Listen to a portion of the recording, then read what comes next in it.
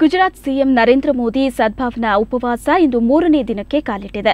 ಮೋದಿ ವಿರುದ್ಧ ಕಾಂಗ್ರೆಸ್ ನಡೆಸ್ತಾ ಇರೋ ಉಪವಾಸವು 3ನೇ ದಿನಕ್ಕೆ ಕಾಲಿಟ್ಟಿದ್ದು, 2 ಉಪವಾಸಗಳು ಇಂದೇ ಅಂತ್ಯಗೊಳ್ಳುತ್ತಿವೆ. ಮೋದಿಗೆ ಪಕ್ಷ ಹಾಗೂ ಗುಜರಾತಿಗಳಿಂದ ಅಭೂತಪೂರ್ವ ಬೆಂಬಲ ವ್ಯಕ್ತವಾಗುತ್ತಿದ್ರೆ, ವಿರೋಧಿಗಳ ದಾಳಿ ಮುಂದುವರೆದಿದೆ.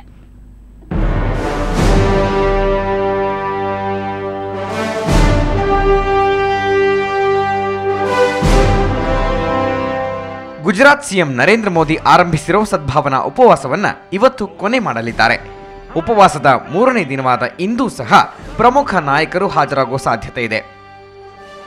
ನಿನ್ನೆ ನಮ್ಮ ಸಿಎಂ ಸದಾನಂದ ಗೌಡರು, ಸಂಸದ ಅನಂತಕುಮಾರ್ ಹಾಗೂ ಸುರೇಶ್ ಕುಮಾರ್ ಜೊತೆ ಅಹಮದಾಬಾದ್ಗೆ ತೆರಳಿ ನರೇಂದ್ರ ಮೋದಿ ಉಪವಾಸಕ್ಕೆ ಬೆಂಬಲ ಸೂಚಿಸಿದರು. ಇನ್ನು ಮೋದಿಗೆ ಬಿಜೆಪಿ ನಾಯಕರಲ್ಲದೆ ಎನ್ಡಿಎ ಅಂಗಪಕ್ಷಗಳು ಹಾಗೂ ಧಾರ್ಮಿಕ ಮುಖಂಡರು ಕೂಡ ಬೆಂಬಲ ಸೂಚಿಸಿದ್ದಾರೆ. ಅಲ್ಪಸಂಖ್ಯಾತರು ಕೂಡ ಹೆಚ್ಚಿನ ಸಂಖ್ಯೆಯಲ್ಲಿ ಉಪವಾಸದಲ್ಲಿ ಪಾಲ್ಗೊಂಡಿದ್ದಾರೆ. ಹೀಗೆ ಗುಜರಾತ್ ಯೂನಿವರ್ಸಿಟಿಯಲ್ಲಿ ಮೋದಿ ಕಮಾಲ್ ಮುಂದುವರೆದಿದ್ರೆ, ಅವರ ವಿರುದ್ಧ ಕಾಂಗ್ರೆಸ್ ಮುಖಂಡ ಶಂಕರ್ ಸಿಂಗ್ ವಾಘೇಲಾ ನಡೆಸ್ತಾ ಇರೋ ಪ್ರತಿ ಉಪವಾಸವು 3ನೇ ದಿನಕ್ಕೆ ಕಾಲಿಟ್ಟಿದೆ. ವಾಘೇಲಾ ತಂಡ ಸಬರಮತಿ ಆಶ್ರಮದಲ್ಲಿ ಉಪವಾಸ ಕೂತಿದೆ. ಇಬ್ಬರ ಉಪವಾಸವು ಇವತ್ತೇ ಕೊನೆಗೊಳ್ತಾ ಇದೆ. ಇನ್ನು ರಾಷ್ಟ್ರ ರಾಜಕಾರಣದತ್ತ ಮುಖ ಮಾಡಿರೋ ನರೇಂದ್ರ ಮೋದಿಗೆ ಸಾಕಷ್ಟು ಅಡೆತಡೆಗಳು ಎದುರಾಗ್ತಾ ಇವೆ. ಗೋತ್ರೋತ್ತರ ಗಲಭೆ ಮತ್ತೆ ಮತ್ತೆ ಅವರನ್ನ ಕಾಡ್ತಾ ಇದೆ.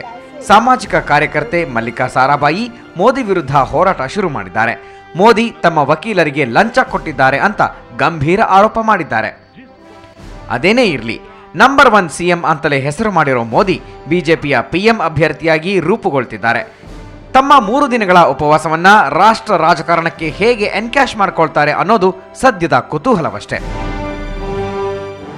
ಬ್ಯೂರೋ